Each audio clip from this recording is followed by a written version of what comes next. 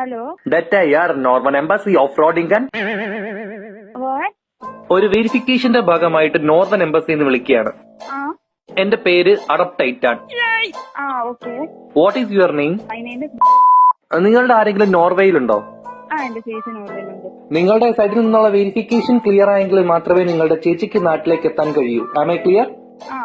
ചേച്ചിയുടെ പേര് ഉമ്മു കുലുസു എന്നല്ലേ? നിങ്ങളുടെ ബ്ലഡ് ഗ്രൂപ്പ് ഏതാണ്? B positive. ബട്ട് നിങ്ങൾ ഫുൾ നെഗറ്റീവ് ആണെന്നാണല്ലോ ചേച്ചി പറഞ്ഞത്. അല്ലല്ല, ഞാൻ പോസിറ്റീവ് തന്നെയാ. Are you sure? Yes, I am sure. ചേച്ചി വർക്ക് ചെയ്യുന്ന സോഫ്റ്റ്വെയർ കമ്പനിയുടെ പേര് പിലിങ്കി പീസ് എന്നല്ലേ? അല്ലല്ല, PhD ചെയ്യാനാണ് പോയിരിക്കുന്നത്. ബട്ട് അവർ എന്നോട് പറഞ്ഞത് ജോബ് ആണെന്നാണല്ലോ. ജോബുമാണ്, പക്ഷെ മെയിൻ ആയിട്ടും PhD ആണ്. നിങ്ങൾ അവരുമായിട്ട് ലാസ്റ്റ് എപ്പോഴാണ് സംസാരിച്ചത്? ഇന്ന് രാവിലെ. അപ്പോ ഇന്ന് ഇങ്ങനെ ഒരു കോള് വരുന്നതിനെ പറ്റി അവര് നിങ്ങളോട് ഡിസ്കസ് ചെയ്തിട്ടുണ്ട്? പറഞ്ഞിട്ടുണ്ട്. അവിടെ ഡിസ്കസ് ചെയ്തതാണ് നിങ്ങൾ ഇപ്പൊ എന്നോട് പറഞ്ഞുകൊണ്ടിരിക്കുന്നത്? അതെ. ഇങ്ങനെ പ്ലാൻ ചെയ്ത് പറയുന്നതാണോ വെരിഫിക്കേഷൻ? എനിക്ക് ഇങ്ങനെ എന്ന് പറയുന്ന അവള് പറഞ്ഞു, ഇങ്ങനെ ഒരു ഇന്ത്യയിലുള്ള ഒരു റിലേറ്റീവിനായിട്ട് സംസാരിക്കണം. ഓ, റിലേറ്റീവ് ആയിട്ട് സംസാരിക്കണോന്ന്? അപ്പൊ റിലേറ്റീവ് അല്ല. ഞാൻ റിലേറ്റീവ് ആണല്ലോ. ആൾറെഡി റിലേറ്റീവ് ആണെങ്കിൽ പിന്നെ നിങ്ങൾ എന്തിനാണ് റിലേറ്റീവ് ആയിട്ട് സംസാരിക്കുന്നത്? ഞങ്ങൾ അറിഞ്ഞതും നിങ്ങൾ ഈ പറയുന്നതും തമ്മിൽ നല്ല വ്യത്യാസമുണ്ട്.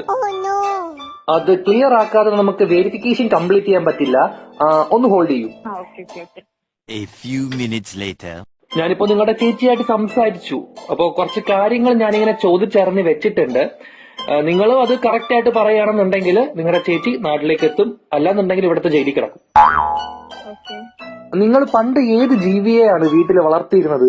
ആടുണ്ടായിരുന്നു. ആ ആടിന്റെ പേരെന്താണ്? അമ്മിണി. എങ്ങനെ? അമ്മിണി. അമ്മിണി ആടിനും നിങ്ങൾക്കും മാത്രം അറിയാവുന്ന നടന്നിട്ടുള്ള ഒരു സംഭവം പറയൂ. അതെന്തെന്ന് പറഞ്ഞാ, ആട് അവിടെ നിന്നപ്പം ഞാനാണെങ്കിൽ അതിന്റെ ഈ അകിരി പിടിച്ചു. അപ്പോഴത്തേക്കും അതിങ്ങനെ വിരണ്ടോടിയപ്പം ഞാൻ അതിന്റെ കയറ് കുരുങ്ങി. കുറച്ചു നേരം ഇങ്ങനെ